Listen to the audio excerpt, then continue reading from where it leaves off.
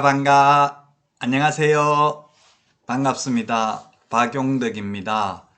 공인중개사법 하루 세 문제 기출 보객이 시작하겠습니다. 여러분 시작하기 전에 먼저 구독, 좋아요, 알람 설정 해주시면 감사하겠습니다. 자, 그러면 23회 20번 문제 보도록 하겠습니다. 자격정지에 관한 설명으로 틀린 것입니다.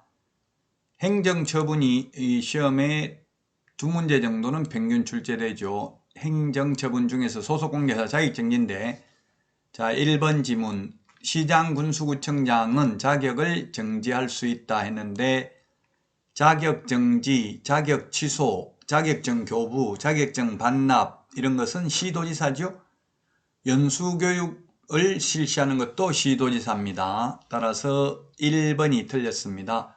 업무정지, 등록취소는 시장군수구청장이 하는데 자격취소, 자격정지는 시도지사가 합니다. 거래정보사업자 지정취소는 국토부 장관이죠.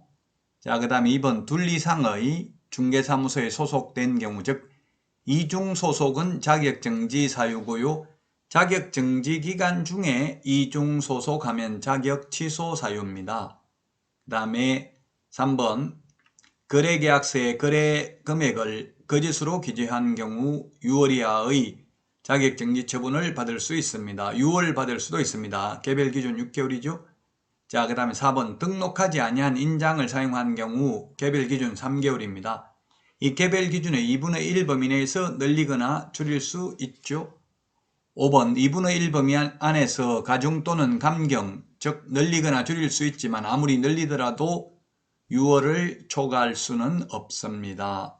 따라서 정답은 1번이 되겠습니다. 자격정지, 자격취소는 시장군수구청장이 아니라 시도지사가 합니다. 1번이 정답이고요. 자, 다음은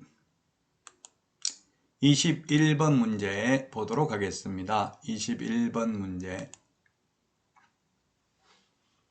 행정제재처분 효과의 승계.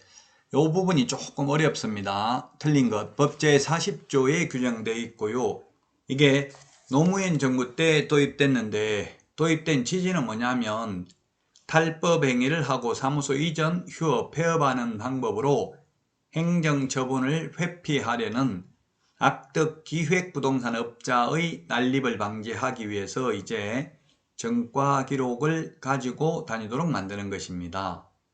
자, 1번 폐업기간이 1년을 초과한 경우에 폐업신고 전의 위반행위에 대한 행정처분이 업무정지에 해당되더라도 재등록 개업공인중개사에게 다시 업무정지 처분을 할 수 없습니다. 예, 개업공인중개사입니다. 재등록 개업공인중개사입니다. 이게 공인중개사라고 되어 있는데 개업공인중개사로 좀 고쳐주시고요. 맞습니다. 업무정지는 최대 6개월인데 6개월을 피하려고 1년 넘게 폐업을 했다면 다시 등록을 하더라도 폐업하기 전에 옛날 거 가지고 업무정지 하지는 않습니다. 그 다음에 2번 중개대상물 확인설명서를 교부하지 않는 사유로 폐업신고 전에 역시 공인중개사가 아니라 개업공개사입니다. 개업공개사에게 한 업무정지 처분의 효과는 그 처분일로부터 1년간 재등록한 개업공개사에게 승계됩니다. 처분일로부터 1년간입니다. 폐업일로부터가 아니라 처분일로부터입니다.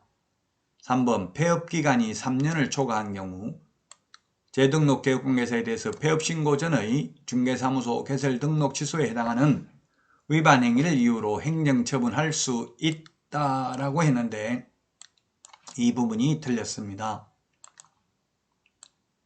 할 수 없습니다. 즉 업무정지의 경우 1년이 지나면 옛날 거 가지고 업무정지 못하고요. 그 다음에 등록 취소는 3년 지나면 폐업신고 전의 위반 행위로 인한 등록 취소할 수 없습니다. 따라서 3번이 정답이 되겠습니다.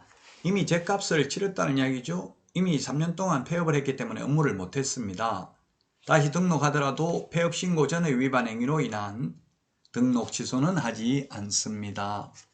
4번 부동산 거래 신고를 하지 않는 사유로 폐업 신고 전에 역시 개업공개사입니다. 공인중개사가 아니라 개업공인중개사가 되겠습니다. 개업공개사에게 승계된다. 네, 그렇습니다. 부동산 거래 신고 안 하면 500만원 이하가 들어오죠. 부동산 거래 신고를 하지 않는 사유로 폐업 신고 전에 개업공개사에게 한 과태료 처분의 효과는 그 처분일로부터 1년간 재등록한 개업공개사에게 승계된다. 과태료 업무정지 처분의 효과는 처분일로부터 1년간 재등록한 개업공개사에게 승계됩니다. 5번 재등록 개업공개사입니다. 역시 개업공개사에 대하여 폐업신고 전의 등록 취소 및 업무정지에 해당하는 위반행위에 대한 행정처분을 함에 있어서는 폐업기간과 폐업사유 등을 고려하여야 하겠습니다. 법 제40조 행정제재처분 효과의 승계에 규정되어 있습니다. 이 문제에서 공인중개사라고 되어 있는 것은 개업공개사로 고쳐주시기 바랍니다. 정답 3번이 되겠습니다. 예, 폐업기간 3년 초과하면 폐업신고 전의 위반행위로 인한 등록 취소할 수 없습니다. 다음은 22번 문제 보도록 하겠습니다. 자, 이게 좀 어려운 문제죠. 왜? 몇 개인가? 일단 개수형 문제 어렵습니다. 개수형 문제 어렵고요. 또 중개대상물도 관념적인 것이기 때문에 어렵습니다. 기억 주택이 철거될 경우 일정한 요건하에 택지지구 내에 이주자 택지를 공급받을 지위인 대토권, 이른바 대토권이죠. 공익사업을 위한 토지 취득 및 보상에 관한 법률에 따른 대토권은 중개대상물이 아닙니다. 대토권은 중개상물이 아니다.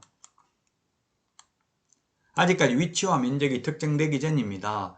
니은 분양계약이 체결되어 동호수가 특정된 장차 건축될 아파트 분양권 중개대상물입니다. 그 다음에 디귿에 추첨, 당첨 이런 말 들어가면 중개상물이 아닙니다. 추첨기일 날 당첨되면 분양 예정자로 선정될 수 있는 지위, 이게 뭐 일종의 청약저축, 청약예금 통장 이런 것들이죠.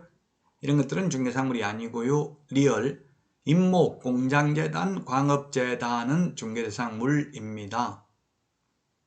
자, 그래서 중개상물이 될 수 있는 것은 기역은 아니고요.